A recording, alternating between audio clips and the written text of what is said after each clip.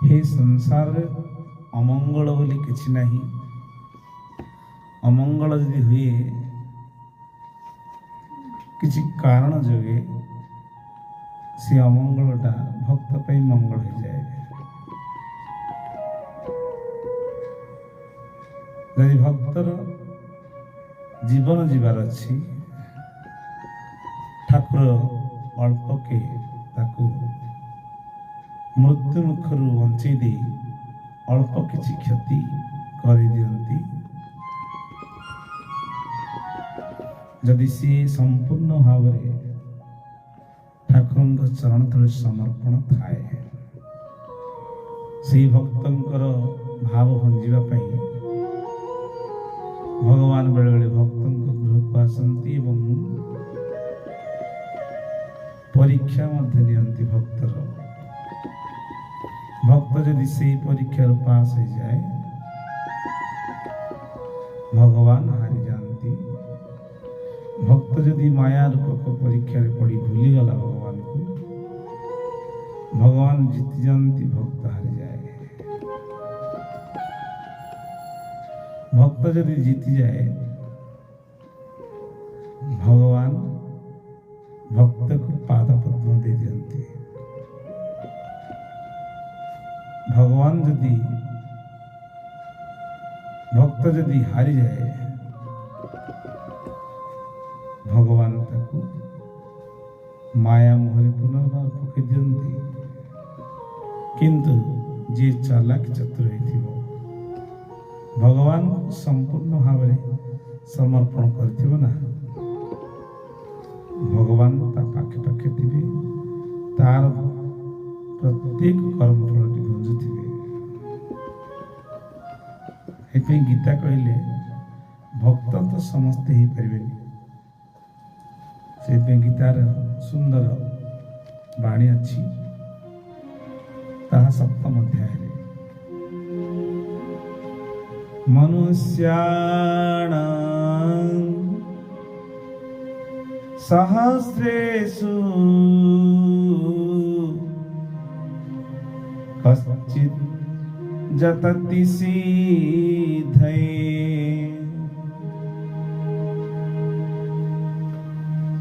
जत्तामपि सिद्धानं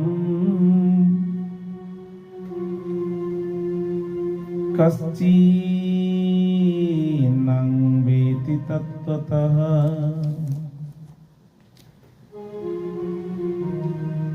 मनुष्याणां सहस्रेषु कश्चित् जतति सिद्धये जततामपि सिद्धानं कश्चिन्न वेति तत्त्वतः। भगवान कहले अर्जुन सहस्र सहस्र मनुष्यों मध्य क्वचित के ही जड़े मोर प्राप्ति पाई जत्न करती एवं से ही जत्न करुथिबा जोगी मानक मध्यरु केही जणे मोर परायण हुई मते तत्वतः जानती।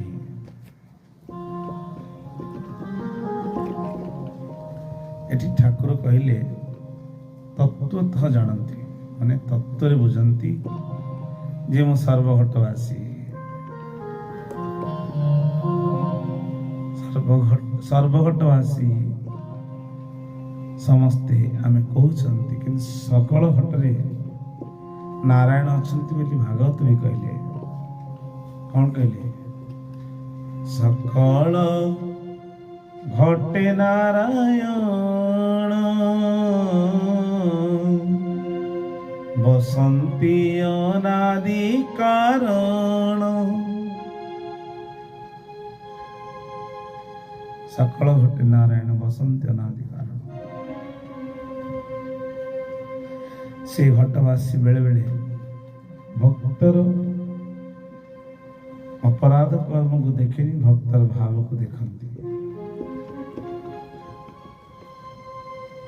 भक्तटी जहाँ कर्म करू जदि मनटी प्रभु पाखरे रखि थाए समर्पण करी से भक्तर भाव भंजा ठाकुर आनंद गृह को पदार्पण करते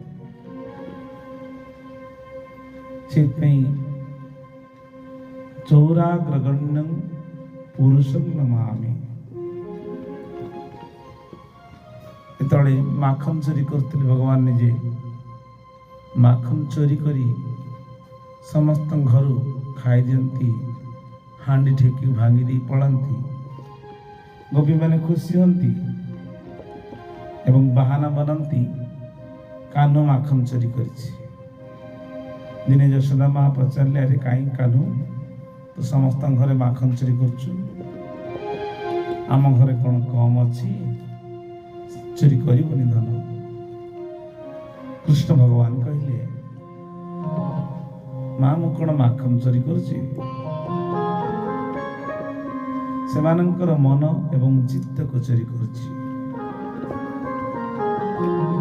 तेणु मो चित्त चोर भक्त चित्त चोर। चौराग्रगण्यं बोली कहुଯାଇଛି चोर अग्रणी जी ब्रजमान ब्रज गोपी मानकर चित्त को चोरी करते मन को चोरी करते बाहर मत दही दूध सरल पड़े चोरी करते से चोर चित्त चोर मन चोर प्राण चोर भक्त को मध्य गोटे चोरी कर भक्त मिलगला।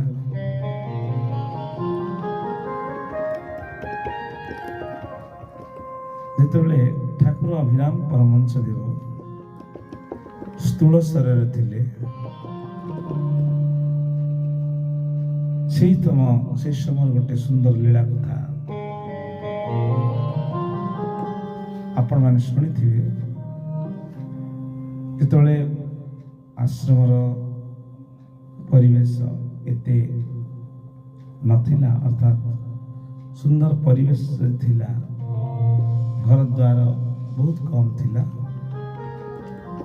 से समय आमर ठाकुरंकर आश्रमर पूर्व पटरे पूर्व समय साधु सन्त महात्मा माने बाण करती एवं चारिपटे बाण कर मझिरे किछि पोई कखारु भेंडी इत्यादि इत्यादि पनीपरिया लगाती से पनीपरिया को आड़ी समय समय ठाकुर समय अनुसार अमणिया को ठाकुर पाखे नैवेद्य हुए द्विपर रोषे समय रात्र रोषे समय सकाल रोषे समय से समय भिक्षा कर महात्मा मैंने जाती माधुकरी कर आनती जहाँ मिले कर बाड़ी कखारुटी बैगणटी किछि बैगण किछि कखार नहीं किछि आलू नहीं ठाकुर पाखे अमणिया करी ताकू तरकारी करी भोग लगाती। सुंदर कथाटी है। दिने से कखारु बाड़ी किछि कखारु नवा पाई से निकटस्थ ग्रामर जड़े आसिला देखिला जे बगीचारे केही नाहांती दीपर समय ए समय रे केतोटी कखारु धरिकी चोरी करी नउतला से देखिला चारिपटे जे के तो बाबा नाहांती मते के देखिबो हेले जणे तो देखुची सी होचंती ठाकुर जेमती कखारुटी धरिची आ गोटे कखारु तोड़िया पे जाइची हेले से कखारुटी टाणिला बेलू चारिआडे देखुची कि देखुना तो कखारुटी नहीं जी जदि किए जदि मत धरी पिटिबो ए समय ठाकुर साहाय्य करदेले कहले रे पो କ'ଣ କରୁଛୁ, କ'ଣ ନେଉଛୁ, କଖାରୁ ନେଉଛୁ? ଏ ଯେମିତି ଠାକୁରଙ୍କୁ ଦେଖିଦେଲା, କେହି ତ ନଥିଲେ, ଠାକୁର ପ୍ରକଟ ହେଇଗଲେ। ସଜ୍ଜନ ଆମେ ସମସ୍ତେ ଭାବୁଛନ୍ତି କେହି ନାହାନ୍ତି, କେହି ଦେଖୁନାହାନ୍ତି। ସେଥିପାଇଁ ଠାକୁର କହିଲେ ତୁମେ ଯେଉଁଠି ଅଛ ସେଠି ଠାକୁର ପ୍ରକଟ ହେଇଯିବେ। ସତ୍ୟନାରାୟଣଙ୍କ ଆଗରେ ମିଥ୍ୟା କାମ ଦିଏ ନା। ସେଥିପାଇଁ ଠାକୁର କହିଲେ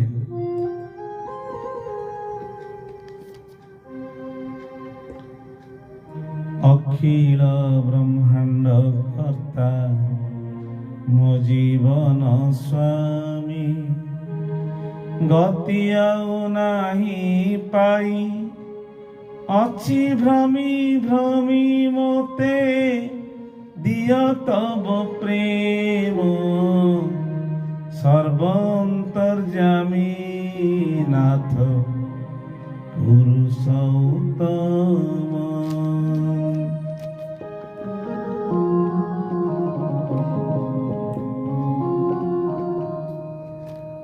ଯାହା ମୁଁ କରୁଛି ଅନ୍ତର ବାହ୍ୟରେ ରହି, ସବୁ ଜାଣୁଥାନ୍ତ ବାହ୍ୟରେ ରହି ଲୁଚି ପଳାଇବି କାହିଁ, ଯହିଁ ରହିଥାଏ ମୁଁ ଥାଅ ତୁମ୍ଭେ ରହି।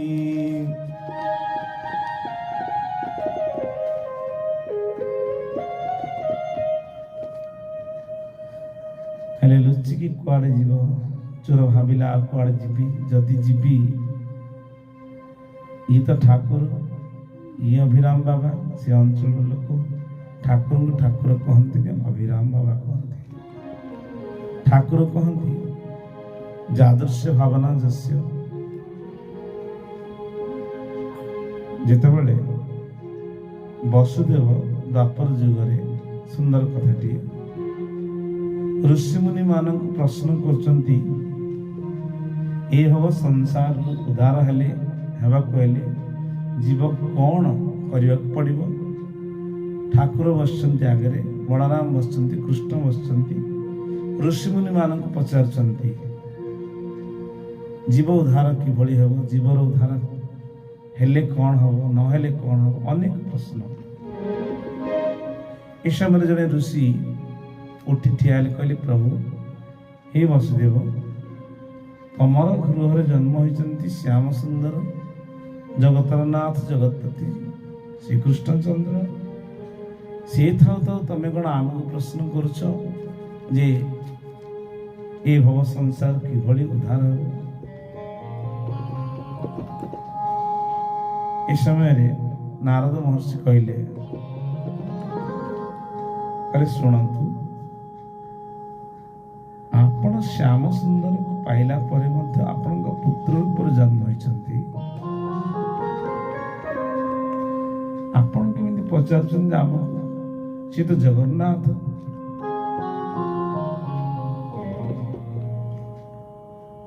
ବସୁଦେବ କହିଲେ ସେ ମୋର ପୁତ୍ର, ଦେବକୀ କହିଲେ ମୋର ପୁତ୍ର।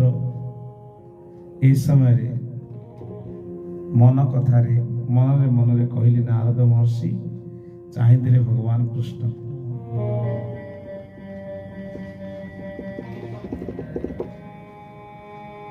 କହିଲେ ମହର୍ଷି ତମେ କାହିଁକି କହୁଛ ଯେ ବାପା ମତେ ଭଗବାନ ବୋଲି ମାନନ୍ତୁ? ସେ ପରା ମତେ ପୁତ୍ର ରୂପରେ ମାନିଛନ୍ତି। ଯଶୋଦା ଦେବକୀ ମାତା ମତେ ପୁତ୍ର ରୂପରେ ମାନିଛନ୍ତି। ତେଣୁ ତାଙ୍କ ଭାବନାଟା ମୋ ପାଇଁ ଯଦି ପୁତ୍ର ରୂପରେ ଭାବନା କରିଛନ୍ତି, ମୁଁ ତାଙ୍କ ପାଇଁ କି ଜ୍ଞାନ ଦେବି? ଯେ ମୋ ଜନ୍ମଦାତା ମାତା ରୂପରେ ପିତା ରୂପରେ ଅଛନ୍ତି, ମୁଁ କ'ଣ ତାଙ୍କୁ ଜ୍ଞାନ ଦେବି? ତେଣୁ ହେ ମହର୍ଷି, ମତେ ପୁତ୍ର ରୂପରେ ସେ ଭାବିଛନ୍ତି। ବର୍ତ୍ତମାନ ଆପଣ ଋଷିମୁନି ସାଧୁସନ୍ଥ ଗୁରୁଜନ ରୂପରେ ଅଛନ୍ତି, ଆପଣ ହିଁ ଜ୍ଞାନ ପ୍ରଦାନ କରନ୍ତୁ। ମୁଁ କିନ୍ତୁ ପୁତ୍ର ରୂପରେ ହିଁ ରହିବାକୁ ଖୁସି ପାଏ। ଏହି ସମୟରେ ସମସ୍ତ ଋଷିମୁନି ମାନେ ମନକୁ ଆନନ୍ଦ କରି ଭଗବାନଙ୍କର କଥାକୁ ଶ୍ରବଣ କରି ବସୁଦେବଙ୍କୁ ଜ୍ଞାନ ପ୍ରଦାନ କରିଥିଲେ। ସେଇ ଠିକ୍ ସେଭଳି ଭକ୍ତ ଭାବେ ଯଦି ଭଗବାନଙ୍କୁ ଇଏ ବାବା ଠାକୁର ବାବା ରୂପରେ ଦର୍ଶନ ଦିଅନ୍ତି, କିଏ ଠାକୁରଙ୍କୁ ସାଧୁ ରୂପରେ ଦର୍ଶନ ଭାବନ୍ତି, ସାଧୁ ରୂପରେ ଦିଅନ୍ତି, କିଏ ଭଗବାନ ରୂପରେ ଭାବନ୍ତି, ଭଗବାନ ରୂପରେ ଦିଅନ୍ତି, କିଏ କାଳ ରୂପରେ ଭାବେ ତାକୁ କାଳ ରୂପରେ ଦର୍ଶନ ଦିଅନ୍ତି। ସେଥିପାଇଁ ଠାକୁର ଅଭିରାମ ପରମହଂସ ଦେବଙ୍କର ସୁନ୍ଦର ଭଜନଟିରେ ଲେଖା ଅଛି, ଯେ ଯେଉଁ ଭାବରେ ତୋତେ ଡାକଇ ପ୍ରଭୁ, ସେହି ଭାବେ ତାକୁ ଦେଉ ଦର୍ଶନ, ଦେଉ ଦର୍ଶନ। ଗୋପୀଙ୍କି ତୁ ଦିଶୁ ମୋହନ, କଂସକୁ ଯେ କାଳ ସମନ। ମୁରା ଦେଖେ ସହସ୍ର ପାଦ, ଚତୁର୍ଭୁଜ ଦେଖେ ସେ ଉଗ୍ରସେନ।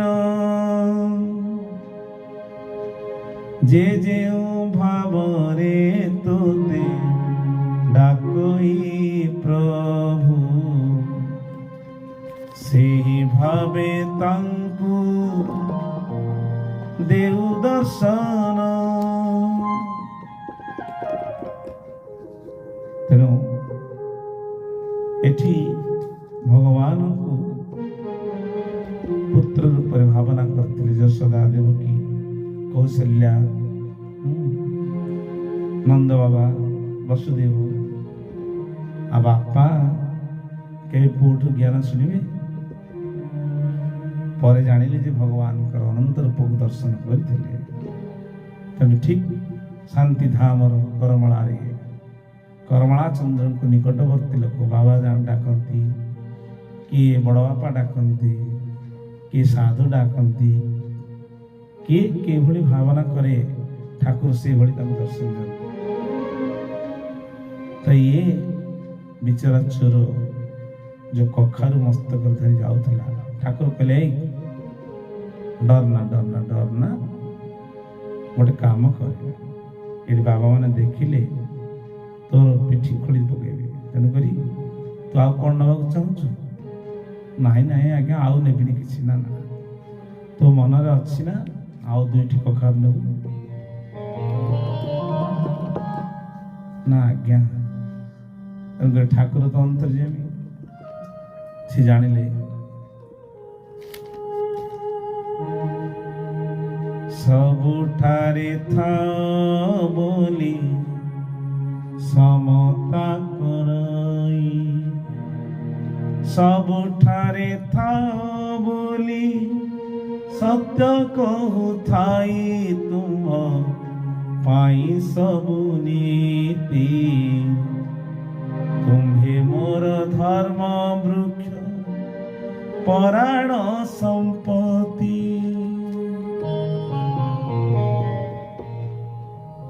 ଭଗବାନ ସବୁ ଜାଗାରେ ଅଛନ୍ତି, ଚୋର ଦେହରେ ବି ଅଛନ୍ତି, ସାଧୁ ଦେହରେ ବି ଅଛନ୍ତି, ଅତ୍ର ତତ୍ର ସର୍ବତ୍ର ବିରାଜମାନ କରିଥିବା ପ୍ରଭୁ କହିଲେ, ଆରେ ଏ ବିଚରା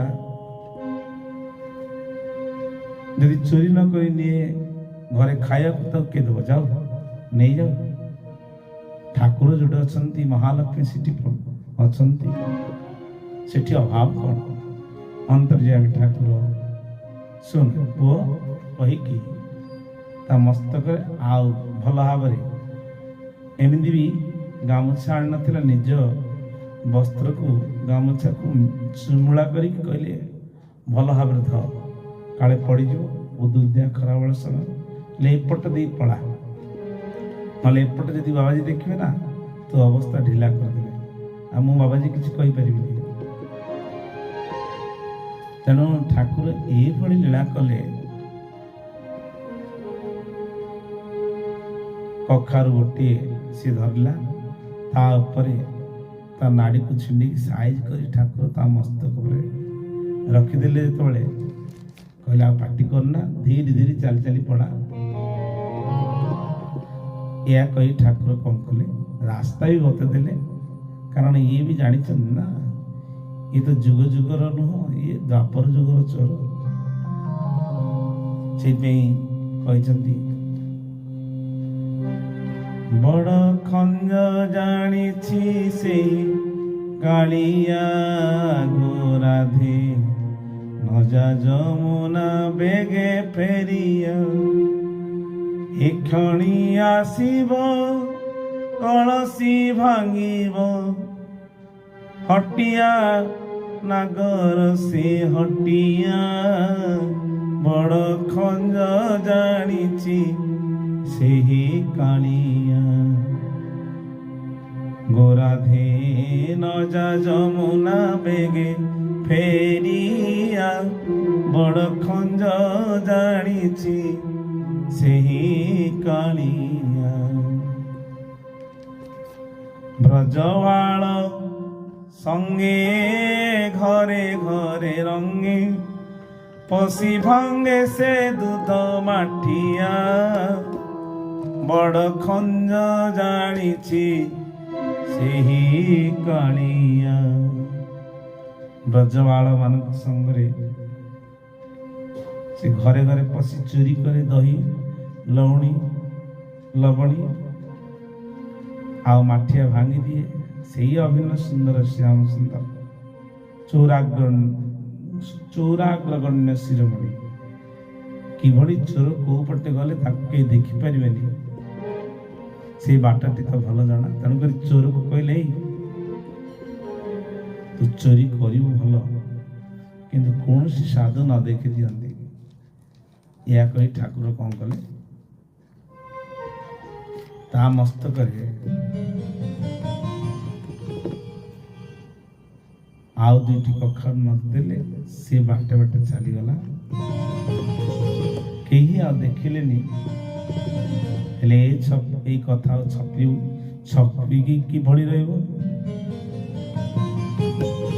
ତାଙ୍କର ଅନ୍ତରଙ୍ଗ ଜଣେ ସନ୍ନ୍ୟାସୀ ଥିଲେ,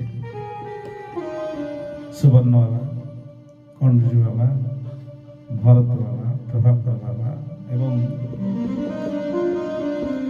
ଲଗେଇଥିଲେ। ସେ ସମୟରେ ଯୋଉ ମହାତ୍ମା ଯାଇକି କଖାରୁ ତୋଳିବାକୁ ଗଲେ, ତା ପରଦିନ ରୋଷେଇ ଗଲାବେଳକୁ ସେ ତ ଦେଖିଥିଲେ ସେଠି କଖାରୁ 3ଟା ଥିଲା। ତାପରେ ମନ ଦୁଃଖ ହେଲା, କହିଲା କଖାରୁ ନେଇ ଆଜି କିଭଳି ରୋଷେଇ ହବ, କ'ଣ ଏ କଥା ପୂଜା ସକାଳ ସରିଲା ପରେ ତା ପରଦିନ ଠାକୁରଙ୍କ ପାଖରେ ନିଉଛାଳି ହେଇ କହିଲେ, ସୁବର୍ଣ୍ଣ ବାବା ଆଉ ଜଣେ ମହାତ୍ମା ଯିଏକି ତାଙ୍କ ପାଖରେ ଥିଲେ, କହିଲେ ଆଜ୍ଞା କଖାରୁ 3ଟି ଥିଲା ପୂର୍ବପଟ ବାଡ଼ିରେ, ଆଉ କଖାରୁ 3ଟି ବଡ଼ ବଡ଼ ହେଇଥିଲା, ସେ କଖାରୁ କାହିଁ ନାହିଁ, ଚୋରି କିଏ ଗୋଟେ କରି ନେଇଗଲା ନା କ'ଣ, ଆମେ କେମିତି ଅମଣିଆ ହବ, କ'ଣ ହବ? ଠାକୁର କହିଲେ, ଆରେ ଚୋରି ହେଇଗଲା ହେଇଗଲା, କ'ଣ ଅସୁବିଧା ହେଇଗଲା? ତମେ ଗୋଟେ କାମ କର, ଯାହା ଅଛି ଅମଣିଆ ତାକୁ ବନେଇ ଦିଅ। ଠାକୁରଙ୍କ ଇଚ୍ଛା, ଠାକୁରଙ୍କ ନିର୍ଦ୍ଦେଶ ଭାବନା କରି ବନେଇ ତ ଦେଲେ। ତାପରେ ଠାକୁର ଟିକେ ମୁରୁକି ମୁରୁକି ହସିଦେଲେ। ଏ ହସ ଦେଖି ସୁବର୍ଣ୍ଣ ଭାବିଲେ, ଠାକୁର ତ ଚୋରି ହେଇଗଲା ବୋଲି କହୁଛନ୍ତି, ପୁଣି ହସୁଛନ୍ତି, କାରଣ କ'ଣ? ଏକାନ୍ତରେ ଯାଇକି ଠାକୁର ବସିଛନ୍ତି, ଠାକୁରଙ୍କ ପାଦ ପଦ୍ମ ତଳେ ବସିକି ଠାକୁରଙ୍କୁ ନିରୀହ କରି ଚାହିଁଲେ। ଠାକୁର ପଚାରିଲେ, କ'ଣ ଚାହୁଁଛ ଏମିତି ଆଜି? ସୁବର୍ଣ୍ଣ ବାବା କହିଲେ, ପ୍ରଭୁ ଆପଣ ତ ଅନ୍ତର୍ଯ୍ୟାମୀ ସବୁ ଜାଣନ୍ତି,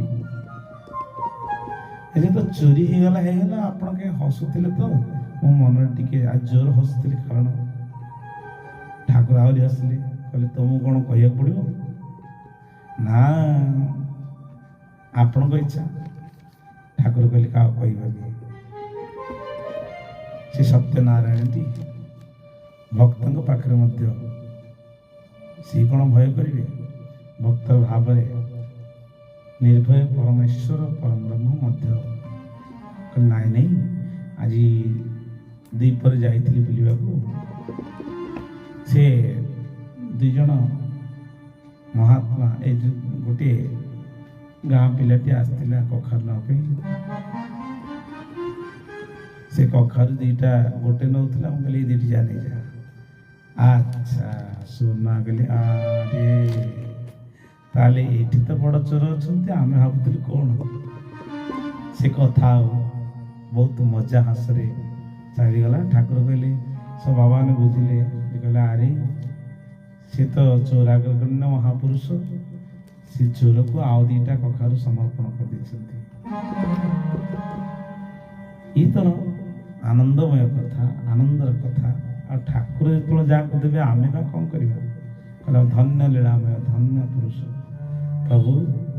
ଚୋର ଯଦି ଚୋରି କରିବାକୁ ଆସେ, ଆପଣ ତାକୁ ମଧ୍ୟ ସବୁ କିଛି ସମର୍ପଣ କରିଦିଅନ୍ତି। ଠାକୁର କହିଲେ ଦେଖ,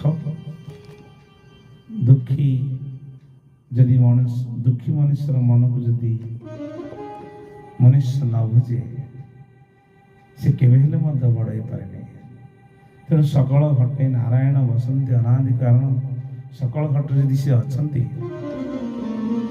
ସେଇ ପରିବାର ତ ତାଙ୍କର, ସେଇ ପରିବାର ମଧ୍ୟରେ ତ ନାରାୟଣ ଅଛନ୍ତି ନା।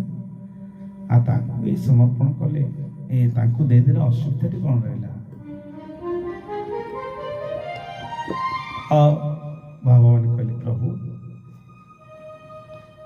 ଯାହା ଆପଣଙ୍କ ଇଚ୍ଛା ପୂର୍ଣ୍ଣ ହଉ। ସମସ୍ତ ଭଗବାନ କହିଲେ, ଠାକୁରଙ୍କ ସହ ଇଚ୍ଛା ପୂର୍ଣ୍ଣ ହଉ ଆନନ୍ଦେ କବାର ହରିବୋଲ କହି ଠାକୁରଙ୍କ ପାଦ ପଦ୍ମରେ ପଡ଼ିଗଲେ। ତ ଠାକୁର କହିଲେ, ସେଥିପାଇଁ କୁହାଯାଇଛି କ'ଣ? ଧନୀ କହେ ପ୍ରଭୁ ତୁମେ ହିଁ ଭରସା, ରାତିରେ ସେ ଜକୁ ଗଲେ। ଚୋର କହେ ପ୍ରଭୁ ତୁମେ ହିଁ ଭରସା, ଚୋରି କରିବାକୁ ଗଲେ। ତେବେ କାହା ଡାକ ଶୁଣ, କହ ସତ୍ୟନାରାୟଣ। ତେଣୁକରି ପ୍ରଭୁ ଧନୀ ବି କହିବ ଚୋରି କରିବାକୁ ଗଲେ, ଶୋଇବାକୁ ଗଲେ, ପ୍ରଭୁ ମୋ ଧନ ରହିଲା, ମୁଁ ରାତିରେ ବିଶ୍ରାମ କରୁଛି, ଆପଣ ହିଁ ତାକୁ ଜଗିଥାନ୍ତୁ, ଯିଏ ଆପଣଙ୍କୁ ସମର୍ପଣ କଲା। ଧନୀ ଭକ୍ତ କହିବେ। ଗରିବ କହିବ, ପ୍ରଭୁ କାଲି ଖାଇବି କେମିତି? ଯଦି ତମେ ନ ଦେବ ତ ଚୋରି କରିବାକୁ ପଡ଼ିବ। ଚୋରି କରିବାକୁ ମଧ୍ୟ ଚୋର ଯଦି କହେ, ପ୍ରଭୁ ମୁଁ ଧରା ନ ପଡ଼ିଯାଏ। ତେଣୁକରି ଭଗବାନ ଦେଖନ୍ତି ନାହିଁ କାହାର ଗୁଣ ଦୋଷ। ଭାବରେ ଆଉ ପ୍ରେମରେ ଯଦି ଭଗବାନଙ୍କୁ ସ୍ମରଣ କରି ଯାଏ, ଭଗବାନ ହିଁ ତାକୁ ସାହାଯ୍ୟ କରିଦିଅନ୍ତି। ଏଇ ଥିଲା, ଚୋରି କଲେ ମଧ୍ୟ ଭକ୍ତଙ୍କୁ ବାଟ ଦେଖାଇ ଦିଅନ୍ତି ଶ୍ରୀ ଅଭିନ୍ନ ସୁନ୍ଦର କରମଳା ଚନ୍ଦ୍ର। କିଛି ଲୀଳା କଥାରେ ବାବା ଲେଖିଥିଲେ। ଆଉ କିଛି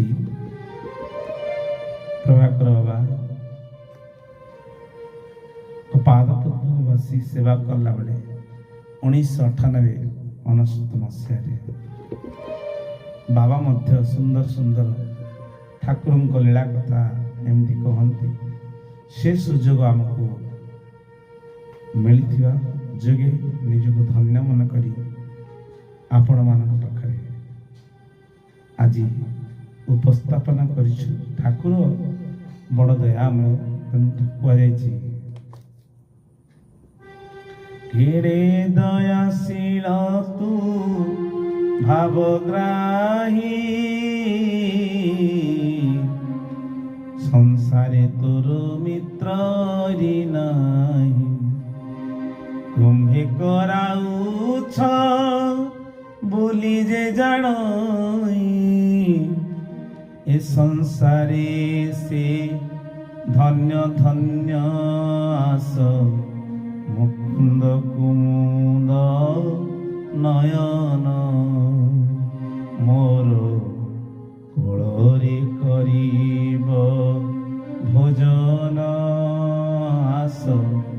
मुकुंद कुमुद नयन दाता एक राम भिखारी सारी दुनिया राम एक देवता भिखारी सारी दुनिया दाता एक राम दाता ही जड़े सी होचंती भगवान सी चोर को ही दियंती ता दुखर दुखी धनी को मध्य दियंती समस्त पाखर सी विराजमान करचंती आ तांक लीला ताको गोचर सुंदर भाव यदि आपण कथाटी भल लगे समस्त पाखक पठेबे श्री ठाकुर कथा श्रवण करी मन प्राण आनंद हो। जय जगन्नाथ जय श्री सत्यनारायण स्वामी की जय। आनंद कबार हरि बोल।